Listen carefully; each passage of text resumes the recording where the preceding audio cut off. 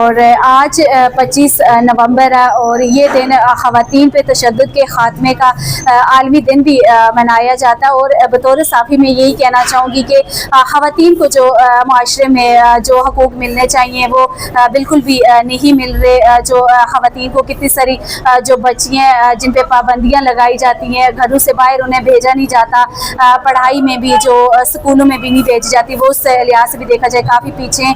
ये भी तशद्दुद की एक किस्म है। और मेरी यही गुजारिश है कि ख़वातीन के प्रोटेक्शन के लिए ऐसा इदारा भी बनाना चाहिए, क्योंकि जो ख़वातीन यहाँ पर आज़ाद कश्मीर की अगर बात की जाए, पढ़ी लिखी ख़वातीन यहाँ पर हैं भी, तो वो अगर घर से बाहर भी निकलती हैं तो उन्हें काफ़ी मुश्किलात का सामना करना पड़ता है। जिस तरह से मैं भी एक इदारे के साथ काम कर रही हूँ एज अ जर्नलिस्ट, मुझे भी तरह तरह की जो मुश्किलात का जो सामना करना पड़ता है। कोई ऐसे स्कैंडल्स हैं जो बंदा उनको हाईलाइट करता है तो जो अदारों के लोग हैं वो भी खिलाफ हो जाते हैं। यहाँ पर बरादरीज़म का भी काफ़ी जो लोग बरादरीज़म भी करते हैं। इस हवाले से मुख्तसरन में यही कहूँगी कि ख़वातीन पे जो तशद्दुद बजाय सिर्फ आलमी दिन मनाने के अमली इक़दाम भी किए जाएँ।